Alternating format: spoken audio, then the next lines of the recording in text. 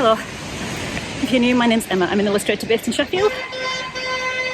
But today I'm heading to York with my pal to go and see a Japanese print exhibition.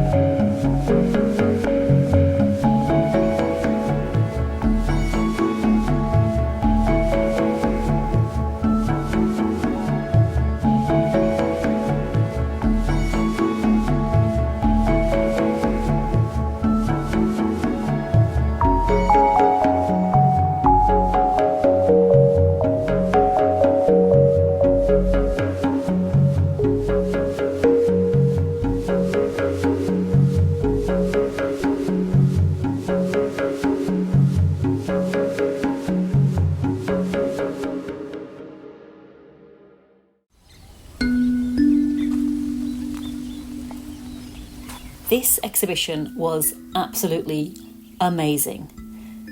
the detail in all of the backgrounds, when you got a crowd scene, all of those little faces were all different. It sounds silly to say, but they were all completely different. The time that was taken to create a really vibrant and interesting scene for the viewer, it blew me away.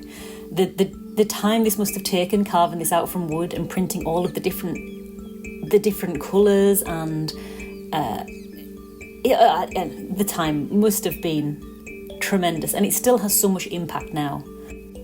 And also the depictions of the fabrics and the prints on the fabrics really interested me in a way that I didn't expect to be interested. The detail in the fabric designs, but also in the way that some of the woodblock carvers created texture in the pieces by embossing the paper with the carving underneath. It made the images feel quilted almost. When you look at the images that I've taken of the garments in the exhibition themselves, in real life they are, or can be, quite a quilted material, and it's amazing how they managed to convey that on each individual print by embossing the paper with those carved details. Honestly, you can't picture it by looking at the screen. It's something that you'd only really notice if you were face to face with it, and I was mesmerised. So I highly recommend this exhibition if you are able to have a look at it, if you're able to go to York. But if you get a chance to see any of these woodblock prints in real life, because I'm sure that there are many scattered around the place in many art galleries, I can recommend it. I think you'll get a lot more out of it than you realised. I certainly did.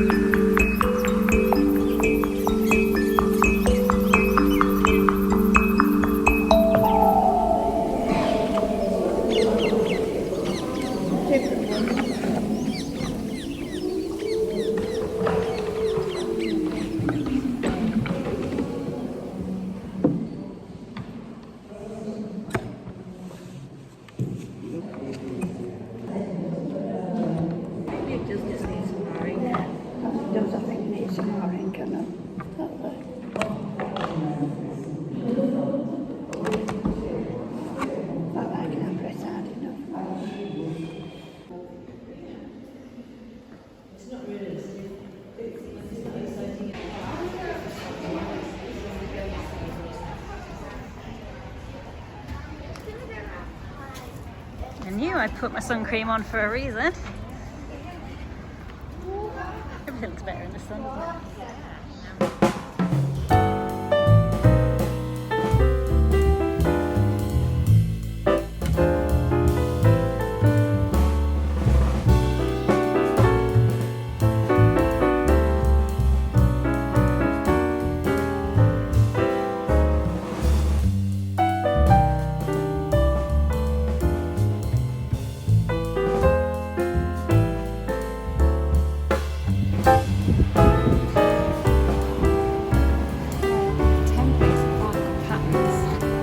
Yeah, have a look without the gate.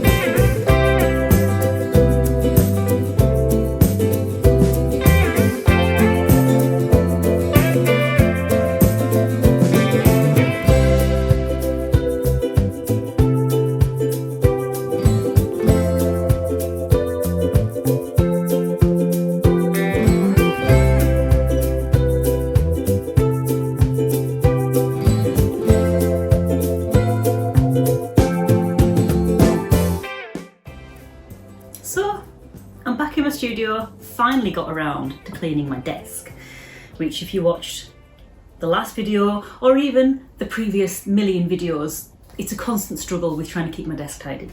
But I decided to do it. Yesterday, me and Jenny went to York. So York is a place that both of us know, but from separate experiences. So she experienced it a lot. She lived near there when she was a young teen, apparently.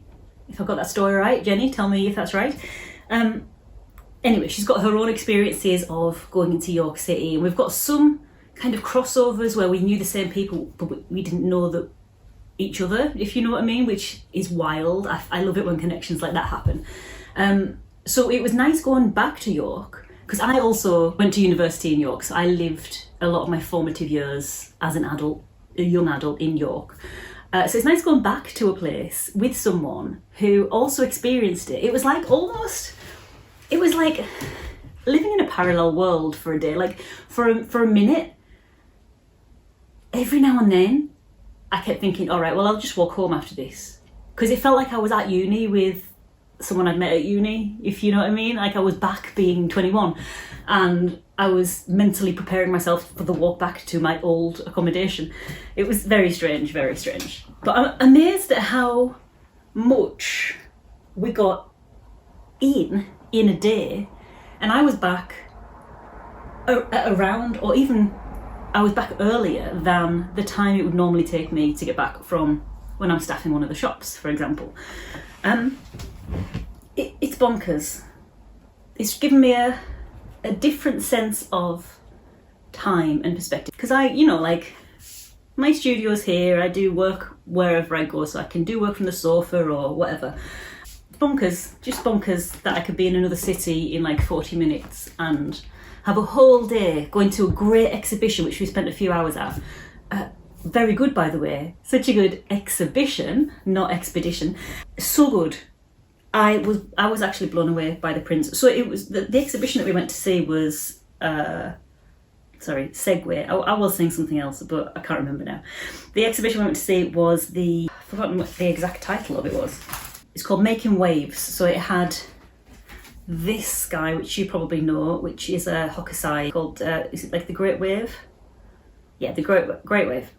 And it was all about Japanese woodblock prints. And they are so fascinating. And if you can go and see an exhibition of these prints from like the 1700s, 1800s, I would recommend going, because I was open like an inch away from the prints, like looking at all of these details. One thing I really loved about the prints, which I didn't expect to be interested in, is seeing how the artists and the carvers depicted fabric patterns. It really kind of lit something up in my brain that I wasn't expecting at all. Like how they put fabric patterns on fabric, and how they accounted for the folds in the fabric. Sometimes they didn't, sometimes it was just a plain print over the top and didn't account for any of the folds in the arms and the legs and collars and things, which was very stylistically like great. But then like some of them did account for the folds in the fabric and the detail in the fabrics as well. It was like being a time traveller, which it was amazing. But if you can get to see it, or get to see an exhibition like this, even if it isn't this one, where you see original block prints from the time, like 1700s, 1800s, I would recommend it, because one thing that you don't really notice on a photograph, because I've looked back on my photographs that I took yesterday, was the embossing that happens. So sometimes there's a print on the fabric or in the background that has obviously been carved in the wood and they've put the wet paper on it, but it creates a texture and it looks like quilting. My mind is blown. There's lots to filter through my brain, but I do feel very inspired. I don't know how it's going to manifest in my work, but that doesn't really matter. My brain is lit up. And I love it. So let me show you what I got. I got some postcards. York Art Gallery had a little offer of 4 postcards for £3. So I've got these ones. So hang on. This is Utagawa Hiroshige. Hiroshige, and this is Mount Haruna under snow in Kozuki province from 1853. This one, which I really like, depicts a little bit of rain and haze, and you can really see that. It feels very much, a lot of them feel very modern in terms of like the comics and the kind of graphic novels and that kind of very familiar form of illustration that we're now used to. It feels very kind of iconically familiar. So there's that one as well, which is Utagawa Hiroshige. Sorry. And this is Ono in Hoki province, 1856 to 1858. Because obviously these were the wood blocks were original, but these were many prints were made of these, so they were not just, it's not just one print that is there like the Mona Lisa or whatever, but they're so fascinating. This one I think was one of my favorites. So this is by Utagawa Kunisada, and it's called The Year of the Monkey, from the series of the 12 Signs of the Zodiac from 1849. And what I love about this one, so it's a woman cutting out a paper monkey to put in a frame, and I just love the detail of like being able to see the back of the frame and their little screws in the corners keeping it together. It's just like a very little incidental thing that they would have taken for granted, but we've got a little snippet into that world. Love it. And then obviously this one, the Hokusai, the Great Wave from 1831. And obviously in the gift shop they have loads more stuff. So I got this. This is a frog from 1814, which is apparently, I'm reading this off the back, an image of a woodblock print by Matsumoto Hoji from the album of pictures by celebrated artists. The Japanese word for frog is keiru. However, it can also mean to return. For this reason, the frog is considered good luck, representing good fortune in things returning. I just thought it was cute, so I got that one. And then there's also been contemporary additions to that print, so I couldn't say no to a few of these. I don't know if I'm going to frame them or send them to people. Knowing me, I'll just keep them in a pile and I'll never do anything with them, like this pile of frames down here. But I had a great time. If you get the chance to go to an exhibition, even if it's not that one, like, do it. Normally I don't like going to paid exhibitions because I'm so used to having available where I am in England, Sheffield, all of the exhibitions and stuff like that are free to get into, so it was unusual to me to pay £9 to go into an art gallery. I don't normally like the idea of it. I think art should be accessible for everyone, but that was really worth it. And as soon as I would spent the money on the train ticket anyway, it felt like, yeah, let's do it. It was a great day out and it sparked my brain up. I feel more, even if I'm never going to use that stuff in my own work, I just feel more awake in my brain. So go and do some nice things involving art by human people and connect with the human spirit out there. Your brain will probably light up and thank you for it, even if it only affects how clean your house is afterwards. Because I feel like I'm seeing things in a new way now. I'm like, I can't live like this anymore. I've got to clean my desk. Do you know what I mean? Right, today is the last day of July as I'm filming this, not as you're watching this. So I need to get ready for our live drawing Zoom. I mention it on every video because I do them every month. It's not a hard sell, it's just what I'm doing. So today we've got a live drawing Zoom as part of my Scribbles Aloud Drawing Club, which is my Patreon page. And every month we meet live on Zoom to practice drawing a thing. And this month's thing or subject is moths, caterpillars and butterflies, because I found a massive caterpillar in my garden that I've never found before, and it was a hawk moth caterpillar, and it was big and juicy and so cute, and it was just a little guy living his life. So that inspired this month's practice. What we do in these sessions is we practice drawing quickly against the clock. So it's not like you can do it wrong, if you know what I mean. So we'll all follow along with the slideshow I've created of images. And what are you doing? Trying to get in my bag. Sorry, Rolly, my cat, is trying to get in my bag. It's very cute and also distracting.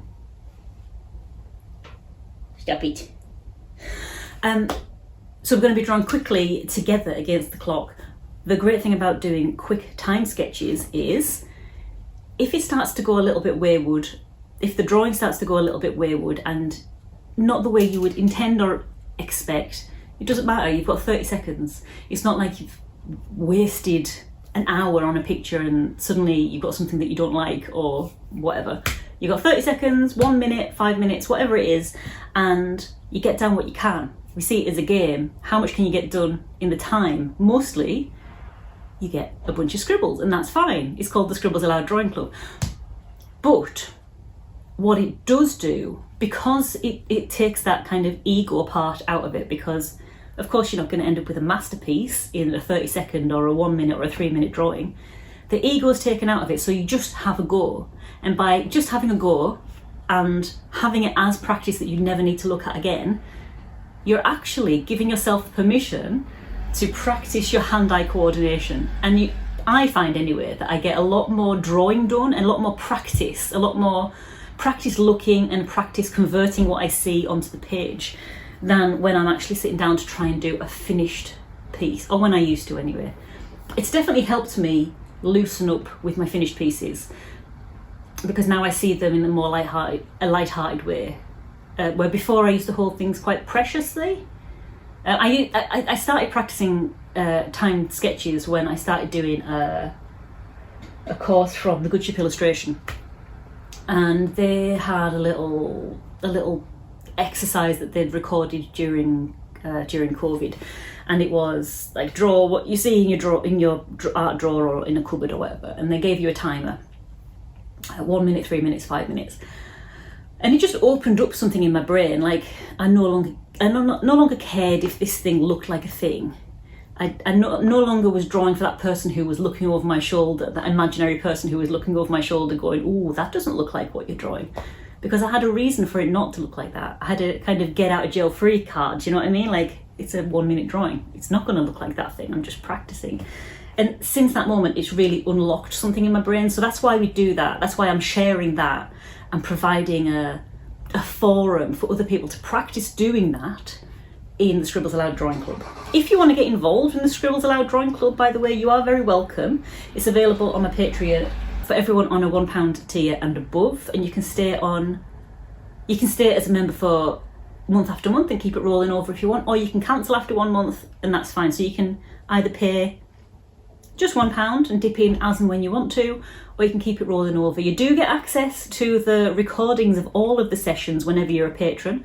So if you dip back into Patreon after being away from it for a while, you can access all of the recordings of the lives that you've missed in the meantime. So it's a good format for being flexible if you don't want to commit to something, a membership rolling over and over every month. So that's good. You're welcome if you want to, you don't have to. Bear in mind as well that the £1 tier fee, it will include a payment processing from your chosen provider. So if you want to go through Apple Pay, for example, Apple will take a payment processing fee on top of the £1. So the pound minus Patreon's fees go to me, and then the payment processing fees that you pay on top will go to whoever processes your account. And I think as of the last time I checked, I don't know when that was, and I don't know if this is helpful, but I think if you just go through the desktop site rather than going through Apple Pay, or I don't know what the other ones are, I think the desktop site, if you just go through it with your card details or your whatever, is a bit cheaper. But go and check that out for yourself. But just fair warning, there is a slight payment processing fee, and it will differ depending on who you choose to use to process your payment, and that additional fee doesn't go to me. So it's your £1 that will go to me, but not the full pound, because Patreon also do take a cut. Everyone takes a cut somewhere along the line. So I get less than £1 from you. Your payment processing goes on top of that, and that doesn't go to me. So I should probably mention that also for your £1 you get access to sketchbook tours, and all of the sketchbook tours from my observational sketchbooks that I've recorded for as long as and whenever you're a member on a paid tier. You also get a monthly drawing prompt. You get access to monthly downloads that I create every month, and you also get access to all of those going back to the beginning of when I started doing them, and they feature an illustration designed especially for the reward for the month that it is released in, and that includes a printable calendar, 2 printable note sheets, a phone wallpaper, a tablet wallpaper, and a desktop wallpaper that is also a little tiny calendar. Oh, and sometimes I've started to do them a bit more now. I'll do a few colour palette inspirations. If I'm out and about and I see something that I'm like, oh, I like that pattern, I like that colour, I like what they've done there, I take a photo of it and I'll share that in the group with a little colour palette that I've kind of dipped, I've kind of picked the colours out of and created a little palette for you to download. So I've started doing that a little bit more as well, but that's less of a regular thing. That's just as and when I see stuff that looks quite nice. So yeah, go and check it out. You don't have to, but it's there if you want to. It's patreon.com/Emma Woodthorpe. That's me. I'm just going to go on here and check that my slideshow is working, and also transfer all of the images from the slideshow into a printable PDF, which also comes with the recording. So when the recording goes up, I put a little PDF up there with all of the images that I've used. Jobs are good. You get access to that too, and you can download that and keep it even if you're not a patron. So I'm going to go get my washing out, because I don't know if you heard, my washing's ready.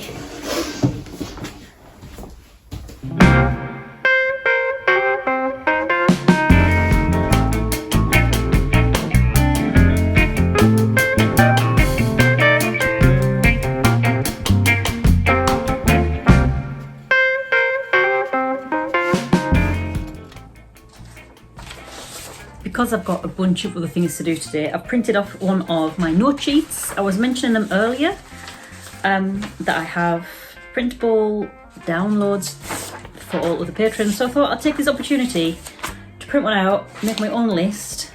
I printed on the wrong dimensions. Make my own list of things I want to do today. One of those is doing my business records. I'm going to start getting back to doing them every Friday. Today is, I think, Friday. For the purposes of this video, it's Friday. Pretty sure it is. I am going to start doing my business records every Friday, because that was just such a good way of getting them out of my head. And now they've just piled up again. So that's what I'm going to do today. But I've got a bunch of other stuff, including shop things. If you don't know, I run my own small business, and I'm thinking about changing who hosts my online shop. So watch this space. Things will be happening soon. But so far, I've got all of that stuff going up in my head, and yeah, I'm holding it all in my brain at the moment. So I think I'm going to close some brain tabs down by writing it down on here. I always feel a little bit better when I do that. So I'm going to get on with that. It's boring admin stuff. You don't need to see that. I'm sure you are bored enough with your own admin without having to watch mine too. So I'm going to leave this video here. I hope you enjoyed it. Pop down in the video if there are any exhibitions that you recommend, even if they're not in my country so I can't go and see them. Pop them in so all you other lovely people can go and have a look and see if there's any recommended exhibitions by the other guys who watch these videos in your local area, and go and see some stuff. Hopefully there's something amazing that will light your brain up, because I feel lit up, and hopefully you can too. But yeah, I look forward to reading those. So I will hopefully catch you in the next video, and until then, bye.